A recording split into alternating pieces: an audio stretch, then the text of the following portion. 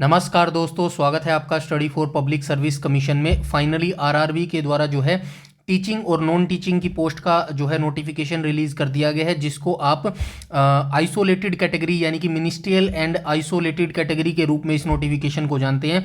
सभी बच्चे detail notification का वेट कर रहे थे कि क्या कुछ उसके अंदर चेंजेस होंगे या फिर क्या कुछ उसकी एलिजिबिलिटी क्राइटेरिया, एज और सिलेबस रहने वाला है। सब कुछ इस पर्टिकुलर वीडियो के अंदर अब जानने वाले हैं। तो अगर आप टीचिंग से संबंधित पोस्ट के बारे में फॉर्म भरना चाहते हैं या फिर इस फॉर्म को भरना चाहते हैं तो आप वीडियो के अंत तक जरूर देख लीजिएगा।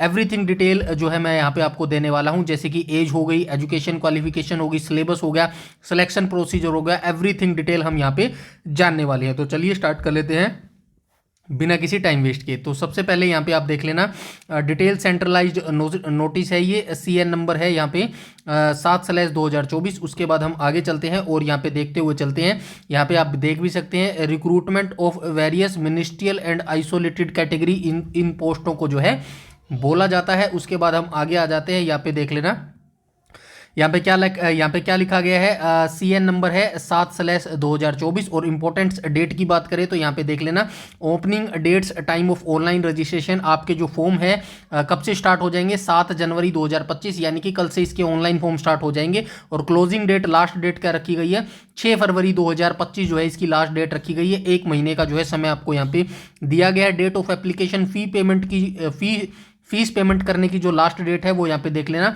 7 फरवरी से लेके जो है 8 फरवरी के बीच में जो है यहाँ पे आप कर सकते हैं। उसके बाद यहाँ पे कहा गया date and time of modification window, जो करेक्शन विंडो है with payment of modification fees जो है ये 9 फरवरी से लेकर 18 फरवरी के बीच में मॉडिफिकेशन विंडो ओपन कर दी जाएगी अगर आप कोई गलती कर देते हैं तो, ठीक है। उसके बाद हम चलते हैं आगे, सारी चीज़ मैं यहाँ पे बताता हुआ चलता हूँ। यहाँ पे फर्स्ट पॉइंट में कहा गया है whose final result will be declared after the closing date of online application should not apply। तो जिन भी बच्चों का जो रिजल्ट है, जो वेटिंग में रिजल्ट है, लास्ट डेट से पहले अगर उनका रिजल्ट नहीं आता है, मतलब जो लास्ट डेट है इस फॉर्म की 6 फरवरी इसकी लास्ट डेट है, अगर आपका जो अवेटिंग रिजल्ट है, जो भी क्वालिफिकेशन में रिजल्ट है, वो अगर आपका 6 फरवरी के बाद में आता है तो आप यहाँ पे अप्लाई नहीं कर सकते हैं। जो भी आपकी ग्रेजुएशन है, मतलब जो भी क्वालिफिकेशन मांगी गई है वो 6 फरवरी से पहले आपके पास यहाँ पे होनी चाहिए, तो यहाँ पे आप जो है अप्लाई कर सकते हैं। उसके बाद हम देख लेते हैं जो जो इंपॉर्टेंट जानकारी है वो सारी मैं आपको यहाँ पे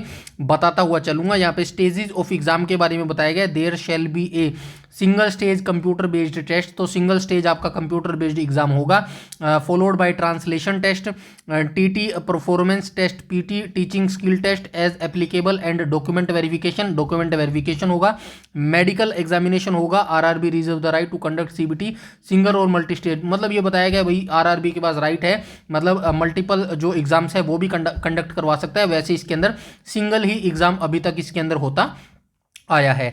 यहाँ पे कहा गया नॉर्मलाइजेशन का मेथड अपनाया जाएगा। ऑब्वियसली जो RRB के एग्जाम है, रेलवे के एग्जाम है, मल्टीपल शिफ्ट में होते हैं, तो यहाँ पे जो है आपका जो नॉर्मलाइजेशन मेथड अपनाया जाएगा। शॉर्ट लिस्टिंग की बात करूँ तो यहाँ पे देख लेना 10 टाइम्स वैकेंसी का जो है बच्चों को शॉर्ट लिस्ट किया जाएगा। उसके बाद हम बात करें आगे तो यहाँ पे short listing performance teaching skill test for the post of school teachers. तो जो टीचर्स की वैकेंसी है उनके लिए जो है 2.5 times of the number of vacancy जो है बच्चों को शॉर्ट लिस्ट यहाँ पे किया जाएगा। यहाँ पे क्या कहा गया, नेगेटिव मार्किंग रखी गई है, 1/3 जो है इसके अंदर नेगेटिव मार्किंग भी रहने वाली है। उसके बाद ये जर्नल इंस्ट्रक्शन है, कोई ज़्यादा जरूरी नहीं है। जो जो चीज़ इंपॉर्टेंट है वो मैंने हाईलाइट कर रखी है, वही मैं आपको यहाँ पे बताने वाला हूँ। इसके अलावा मैं खुद चाहूँगा कि आप एक बार इस नोटिफिकेशन को खुद से भी पढ़िएगा। नोटिफिकेशन जो है मैं यहाँ पे टेलीग्राम पर शेयर कर दूंगा। वैकेंसी के बारे में बताया गया है एनेक्चर A के अंदर, और बाकी जो बताया गया है एनेक्चर B के अंदर सबसे बॉटम में मिलेगा, वहां मैं आपको लेके चलूंगा। सारी चीजें मैं बताने वाला हूं, बस आप जुड़े रहिएगा। ये मेडिकल स्टैंडर्ड के बारे में बताया गया, भाई मेडिकल स्टैंडर्ड अपना अपना देख लेना, यहाँ पे दिया गया है आई विजन वगैरह। नेशनलिटी बताया गया भारत का नागरिक होना चाहिए। एज लिमिट की बात करूँ तो यहाँ पे कहा गया 1/1/2025 से जो है आपकी एज की काउंटिंग यहाँ पे की जाएगी। ये एज बता दिया गया, यहाँ पे अपर एज लिमिट बताई गई है और ये लोअर एज लिमिट बताई गई है सभी कैटेगरी के लिए। लोअर एज लिमिट जो है 1/1/2007 रखी गई है और अपर एज लिमिट जर्नल EWS की यहाँ पे आप देख सकते हैं, OBC की आप यहाँ पे देख सकते हैं अपर एज लिमिट, और SC/ST की आप अपर एज लिमिट यहाँ पे देख सकते हैं। 3 साल की छूट भी दी गई है यहाँ पे ड्यू टू कोविड पेंडेमिक की वजह से।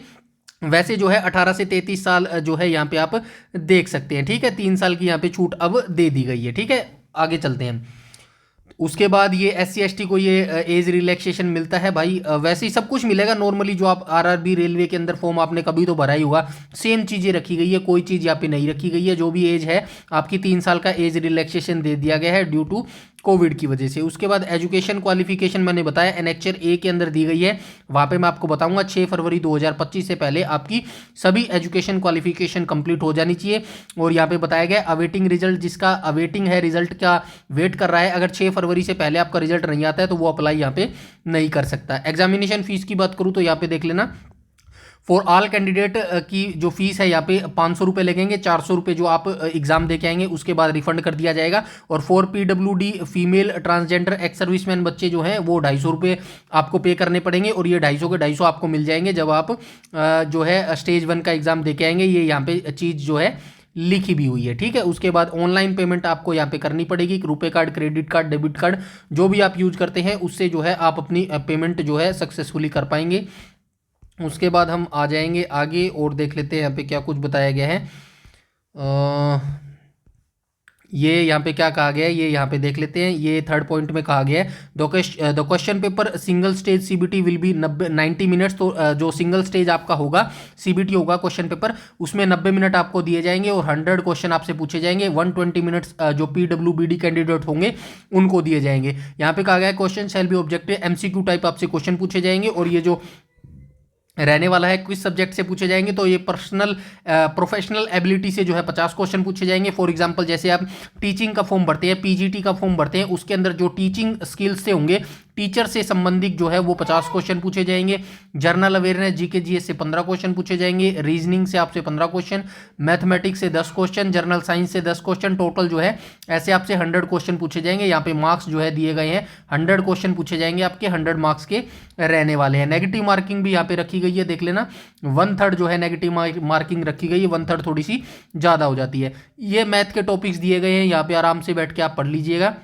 रीजनिंग के ये टॉपिक्स दिए गए, इन्हीं टॉपिक्स को आप तैयार कीजिएगा, फालतू आपको पढ़ने की जरूरत नहीं है। GK GS के आपको ये टॉपिक्स पढ़ने हैं, और जनरल साइंस से आपको physics, chemistry and life science up to 10th standard. तो ये जो फिजिक्स, केमिस्ट्री और लाइफ साइंस सब्जेक्ट है इनको आपको 10th स्टैंडर्ड तक का जो आपको पढ़ना पड़ेगा। मिनिमम परसेंटेज यहाँ पे रखा गया है, जनरल को 40% लेने अनिवार्य है, EWS को 40% लेने अनिवार्य है, ऐसे ही और OBC को यहाँ पे 30%, SC ST को 30% और ST को यहाँ पे 25% लेने अनिवार्य है। जूनियर ट्रांसलेटर के बारे में यहाँ पे बताया गया है, जैसे कि मैं थोड़ा सा बता देता हूँ। ये भी एक single stage computer based test होगा, qualifying translation test. The question paper shall be design to test equally both knowledge and English language as well knowledge Hindi language at least 50% of the question paper design the language. ये देख लेना भैया junior translator Hindi के बारे में यहाँ पे बताया गया है। उसके बाद यहाँ पे ट्रांसलेशन टेस्ट आपका होएगा, ये बताया गया क्या क्या ट्रांसलेशन टेस्ट में होएगा। तो यहाँ पे कहा गया translation test shall not be a part of the main examination. जो ट्रांसलेशन टेस्ट होगा वो आपका मेन एग्जामिनेशन नहीं है। Candidate 10 time the number of vacancy shall be called for the translation test. तो ट्रांसलेशन टेस्ट के लिए 10 गुना वैकेंसी का जो है भेजा जाएगा ट्रांसलेशन टेस्ट के लिए, based on the merit of the objective type CBT duly account reservation recruitment. The translation test only a qualifying test. जो आपका ट्रांसलेशन टेस्ट होगा वो ओनली क्वालिफाइंग टेस्ट है, मतलब जो आपका फाइनल मेरिट मिलेगी बनेगी उसके अंदर ट्रांसलेशन टेस्ट के जो है मार्क्स नहीं ऐड होंगे, but qualifying pass marks shall be 60%। जो आपका ट्रांसलेशन टेस्ट होगा, फॉर एग्जांपल आपका 100 का मार्क्स का ट्रांसलेशन टेस्ट होगा तो इसमें 60 मार्क्स जो है आपको लेने अनिवार्य है, अदरवाइज जो है आपको फेल कर दिया जाएगा, ठीक है। उसके बाद यहाँ पे क्या कहा गया है हम आगे देख लेते हैं। ये परफॉर्मेंस टीचिंग स्किल टेस्ट के बारे में बताया गया है, पार्ट ऑफ CBT 100 मार्क्स का होगा। ये देख लेना पढ़ लेना, कोई मतलब बताया गया है रेशो किस रेशो में जो है आपका सिलेक्शन होगा।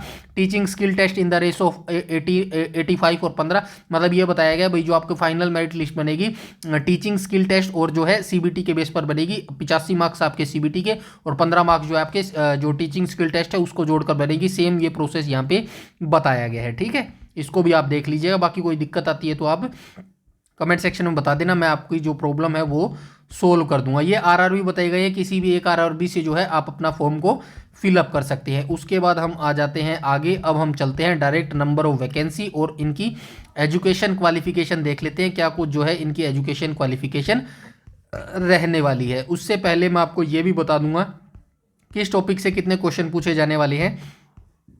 डोंट वरी, थोड़ा सा वेट कीजिएगा, थोड़ी सी वीडियो लंबी होगी बट जो है एवरीथिंग डिटेल जो है आपको इसके अंदर मिल जाएगी। ठीक है, चलते हैं हम डायरेक्ट आगे। एनेक्चर ई आ गया है ये, और हम आगे आ जाएंगे,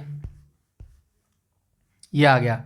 तो यहाँ से आप देख लेना भाई, जूनियर ट्रांसलेटर हिंदी के लिए आपके ये टॉपिक्स पूछे जाएंगे। डिफिकल्टी जो लेवल रहेगा वो 12th स्टैंडर्ड का रहेगा। आपका सिलेबस यहाँ पे दिया गया है हिंदी लैंग्वेज का, ये टॉपिक्स जो है भाई आपको पढ़ने हैं जूनियर ट्रांसलेटर हिंदी के लिए। ये दिया गया है सिलेबस फॉर इंग्लिश लैंग्वेज के लिए, ये टॉपिक्स जो है आपको इंग्लिश के लिए पढ़ने पड़ेंगे। ठीक है, ये टॉपिक वाइज करना भाई। उसके बाद स्टाफ वेलफेयर इंस्पेक्टर की बात करूँ तो ये देख लेना, नंबर ऑफ क्वेश्चन 9 से 11 क्वेश्चन जो है आपके इंडस्ट्रियल रिलेशन से पूछे जाएंगे। एक एक मैं बताऊंगा तो वीडियो काफी लंबा हो जाएगा, मैं बस पोस्ट बता देता हूं। स्टाफ वेलफेयर इंस्पेक्टर के लिए ये टॉपिक्स रहेंगे, यहां पे जो है नंबर ऑफ क्वेश्चन जो है आपसे पूछे जाएंगे। ठीक है, ये देख लेना। बाकी मैं एक सेपरेट वीडियो बना दूंगा जो कि डिटेल सिलेबस के ऊपर आएगा। चीफ लॉ असिस्टेंट की बात करूं तो ये टॉपिक्स आपसे पूछे जाएंगे, यहां पे नंबर ऑफ क्वेश्चन दिए गए हैं, किस टॉपिक से कितने नंबर ऑफ क्वेश्चन पूछे जाएंगे। इसी तरह जो है सीनियर पब्लिसिटी इंस्पेक्टर की बात की गई है, ये टॉपिक्स है, ये नंबर ऑफ क्वेश्चन है। ठीक है, उसके बाद मैं बात करूं ऑल पोस्ट ग्रेजुएट टीचर और टीजीटी यानी पीजीटी टीजीटी की बात करूं तो ये आपके जो है टॉपिक्स रहने वाले हैं, और यहाँ पे जो है नंबर ऑफ क्वेश्चन की संख्या दी गई है। वैसे ही हम आगे बात करें फिजिकल ट्रेनिंग इंस्ट्रक्टर यानी कि पीटीआई की बात करूं तो ये आपके टॉपिक्स रहने वाले हैं, और यहाँ पे जो नंबर ऑफ क्वेश्चन दिए गए हैं, मतलब किस टॉपिक से कितने नंबर ऑफ क्वेश्चन पूछे जाएंगे। असिस्टेंट टीचर की बात करूँ तो ये टॉपिक्स है, ये नंबर ऑफ क्वेश्चन है, यहाँ पे दिया भी गया है, टोटल जो है 50 पूछे जाएंगे आपसे। ठीक है, उसके बाद म्यूजिक टीचर की बात करूँ तो ये आपके टॉपिक्स है, और ये आपके जो है नंबर ऑफ क्वेश्चंस है। उसके बाद हम आ जाते हैं lab assistant grade 3 chemist and metrologist की बात करूँ तो ये आपके टॉपिक्स हैं, और ये आपके नंबर ऑफ क्वेश्चंस हैं। उसके बाद हम आ जाते हैं लेबोरेटरी असिस्टेंट स्कूल की बात करूँ तो ये आपके जो टॉपिक्स हैं, और ये आपके नंबर ऑफ क्वेश्चंस हैं। उसके बाद हम आ जाते हैं आगे और देख लेते हैं लाइब्रेरियन की बात करूँ तो यहाँ पे देख लेना, ये आपके टॉपिक्स है, और ये आपके नंबर ऑफ क्वेश्चंस हैं। उसके बाद हम देख लेते हैं प्राइमरी टीचर रेलवे टीचर की बात करें तो प्राइमरी टीचर की बात करें तो ये आपके टॉपिक्स हैं, और ये आपके नंबर ऑफ क्वेश्चंस है। पब्लिक प्रोसिक्यूटर की बात करूँ तो ये आपके टॉपिक्स है, और ये आपके नंबर ऑफ क्वेश्चंस है। उसके बाद यहाँ पे देख लेना सुपरवाइजर की बात करूँ तो ये आपके टॉपिक्स हैं, और ये आपके नंबर ऑफ क्वेश्चंस है। उसके बाद हम देख लेते हैं ये साइंटिफिक असिस्टेंट ट्रेनिंग की बात की गई है, यहाँ पे ये आ गया है एजुकेशन क्वालिफिकेशन। ये मैं आपको थोड़ा सा बता देता हूँ, सबकी एजुकेशन क्वालिफिकेशन सेम रखी गई है, पहले आप आराम से सुन लीजिएगा मैं आपको क्या कह रहा हूँ। फॉर एग्जाम्पल एक सब्जेक्ट की मैं आपको बताऊंगा, सबकी यहाँ पे नहीं बताऊंगा क्योंकि वीडियो काफ़ी लंबा हो जाएगा। एक पोस्ट की मैं पीजीटी की बताऊंगा, एक पोस्ट की मैं आपको टीजीटी की बताऊंगा। ठीक है, सभी की सेम रखी गई है। सबसे पहले हम बात कर लेते हैं पोस्ट ग्रेजुएट टीचर कॉमर्स की बात कर लेते हैं।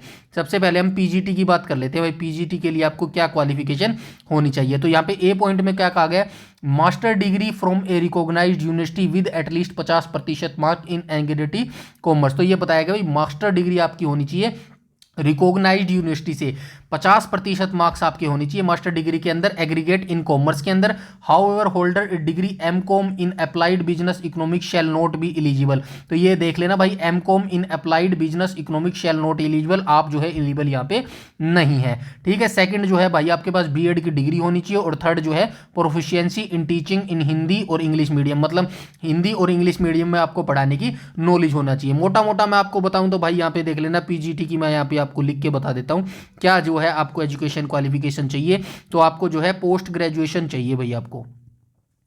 ठीक है, पोस्ट ग्रेजुएशन आपको होनी चाहिए, किसके अंदर होनी चाहिए, रिलेवेंट सब्जेक्ट के अंदर। रिलेवेंट सब्जेक्ट के अंदर जो है आपकी पोस्ट ग्रेजुएशन होनी चाहिए। मिनिमम कितनी होनी चाहिए, 50% अंक आपके इसके अंदर होनी चाहिए। 50% है ना, मैं एक बार देख लेता हूं। ठीक है, 50% है, साथ में आपके पास बीएड की डिग्री होनी चाहिए भाई। ये अगर आप कंडीशन फुलफिल करते हैं, प्लस इंग्लिश मीडियम, वो ज़्यादा ज़रूरी नहीं है, ये दो आप जो है फुलफिल करते हैं तो आप पोस्ट ग्रेजुएशन की कोई भी पोस्ट भर सकते हैं। बस आपकी जो पोस्ट ग्रेजुएशन है वो रिलेवेंट सब्जेक्ट से होना चाहिए। फॉर एग्जांपल अगर पोस्ट मतलब पीजीटी की इंग्लिश पोस्ट आपको भरनी है तो पोस्ट ग्रेजुएशन आपकी इंग्लिश के अंदर होनी चाहिए, मिनिमम 50% अंक होनी चाहिए, और साथ में आपकी बीएड होनी चाहिए, तो आप अप्लाई कर सकते हैं। इसके अंदर जो है सीटेट या फिर टीटेट नहीं मांगा जाता, सीटेट CTET जो सीटेट होता है ना, सेंटर टीचर एलिजिबिलिटी टेस्ट, या फिर टेट जिसको बोलते हैं, टीचर एलिजिबिलिटी टेस्ट, वो पोस्ट ग्रेजुएशन के लिए नहीं चाहिए। ये जो आपका चाहिए ये प्राइमरी टीचर और ट्रेंड ग्रेजुएट टीचर टीजीटी के लिए होना चाहिए। पोस्ट ग्रेजुएशन की मैंने सारी पोस्ट की जो है सभी में सेम रखा गया है, चाहे तो आप यहाँ पे देख लेना। मैं एक और बता देता हूँ, पॉलिटिकल साइंस की बात करें तो यहाँ पे देख लेना, मास्टर डिग्री आपकी होनी चाहिए एटलीस्ट 50% अंकों के साथ पॉलिटिकल साइंस के अंदर। बीएड आपके पास होनी चाहिए, proficiency in teaching and Hindi और इंग्लिश मीडियम का आपको आनी चाहिए, ठीक है। सबकी सेम रहने वाली है। पीजीटी की सब मैंने बता दिया, मास्टर डिग्री रिलेवेंट सब्जेक्ट से होनी चाहिए, मिनिमम 50% अंक होनी चाहिए। बीएड की डिग्री है तो आप अप्लाई कर सकते हैं। अब चलते हैं टीजीटी के ऊपर, ट्रेंड ग्रेजुएट टीचर के ऊपर हम चलते हैं। ये पोस्ट ग्रेजुएटर की सारी पोस्ट चल रही है, मतलब किस सब्जेक्ट की आई है, सोशलॉजी, इंग्लिश, जितने भी आपके सब्जेक्ट होते हैं यहाँ आ गई है। ये ट्रेंड ग्रेजुएट टीचर की आ गई टीजीटी की, इसकी भी मैं एक बता देता हूँ, ये देख लेना। फॉर एग्जांपल आपकी एमए की डिग्री होनी चाहिए इन ड्राइंग के अंदर और पेंटिंग के अंदर या फिर फाइन आर्ट के अंदर रिकॉग्नाइज्ड यूनिवर्सिटी से, या फिर आपके पास बीए ऑनर्स की डिग्री होनी चाहिए इन आर्ट्स के अंदर। और साथ में यहाँ पे कहा क्या गया, competency in teaching in English medium, और ये आपके पास जो है होनी चाहिए। तो आप यहाँ पे ट्रेंड ग्रेजुएट टीचर ड्राइंग के लिए जो है अप्लाई कर सकते हैं, ठीक है। उसके बाद हम आ जाते हैं आगे। उसके बाद यहाँ पे पब्लिक प्रोसिक्यूटर की बात करूँ तो graduate with bachelor degree in law from recognised university and 5 year standing as advocate at bar में है, तो आप यहाँ पे अप्लाई कर सकते हैं। उसके बाद मैं आपको बता देता हूँ ट्रेंड ग्रेजुएट टीचर और बता देता हूँ, चलो एक और बता देता हूँ, कोई बात नहीं, कई बच्चे जो हैं उलझ जाएंगे। बायोलॉजी की भी आपको समझ नहीं आएगी, कोई बात नहीं, मैं आपको बता देता हूँ। इंग्लिश की बता देता हूँ, इंग्लिश की समझ आ जाएगी, देख लेना। English graduation in English and 2 year diploma in elementary education by whatever name, तो ग्रेजुएशन आपकी होनी चाहिए इंग्लिश के अंदर, साथ में 2 साल का डिप्लोमा होना चाहिए एलिमेंट्री एजुकेशन से, बीएड वगैरह जो भी आप जिस भी नाम से आपको जानते हैं, तो आप अप्लाई कर सकते हैं। या फिर आपके पास ये कंडीशन होनी चाहिए, एटलीस्ट 50% मार्क्स आपके होनी चाहिए ग्रेजुएशन के अंदर इन इंग्लिश के अंदर, या फिर आपने पोस्ट ग्रेजुएशन की है इंग्लिश से और साथ में आपने बीएड की है, तो आप अप्लाई कर सकते हैं। यहाँ पे देख लेना, बी पॉइंट में कहा गया past in teacher eligibility test conduct by appropriate government, तो यहाँ पे सीटेट या फिर टेट जो भी आपका होता है वो आपके पास होना चाहिए।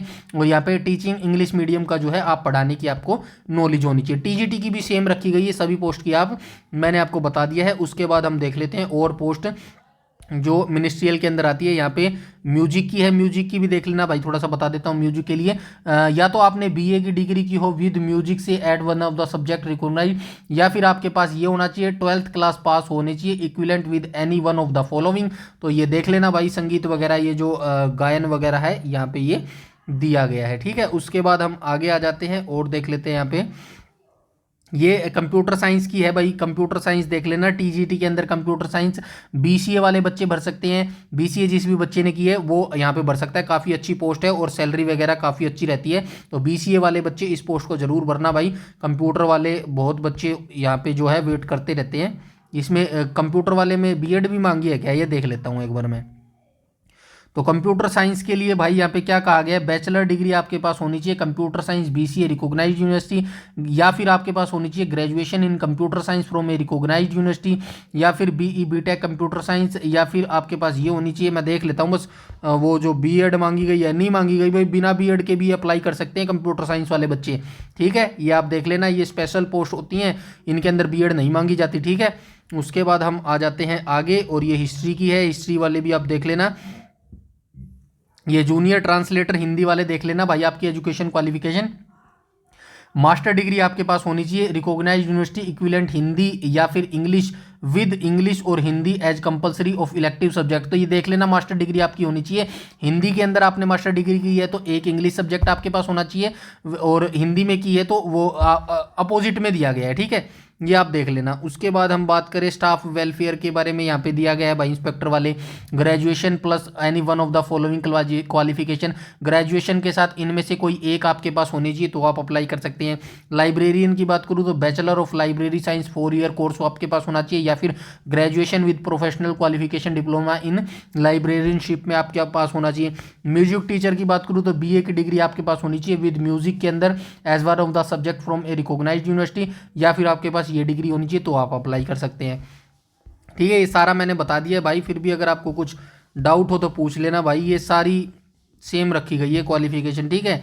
उसके बाद आ गई है नंबर ऑफ वैकेंसी। देख ले, नंबर ऑफ वैकेंसी बता देता हूँ, ये भाई अलग अलग दिए गए हैं। जैसे कि यहाँ पे ये अहमदाबाद आरआरबी के अंदर इतनी वैकेंसी है, आरआरबी अजमेर के अंदर इतनी वैकेंसी है, बेंगलोर के अंदर इतनी वैकेंसी है। डायरेक्ट बता देता हूँ टोटल कितनी नंबर ऑफ वैकेंसी है सभी आरआरबी को मिलाकर। तो यहाँ पे देख लेना भाई 523 वैकेंसी जो है सभी आरआरबी को मिलाकर जनरल की वैकेंसी है। एससी के अंदर 125 वैकेंसी है, एसटी के अंदर 64 है, ओबीसी के अंदर 28 है। और यहाँ पे टोटल की बात करूँ तो 1036 वैकेंसी जो है, 1036 पदों पर जो है ये वैकेंसी का नोटिफिकेशन निकाला गया है मिनिस्ट्रियल और आइसोलेटेड वैकेंसियों का। ठीक है, एवरीथिंग डिटेल मैंने बता दी है, एज से लेके क्वालिफिकेशन सब कुछ बता दिया है। फिर भी अगर आपका कोई डाउट है तो आप कमेंट सेक्शन में कमेंट करके पूछ सकते हैं। इस वीडियो में इतना ही रखते हैं, तब तक के लिए धन्यवाद।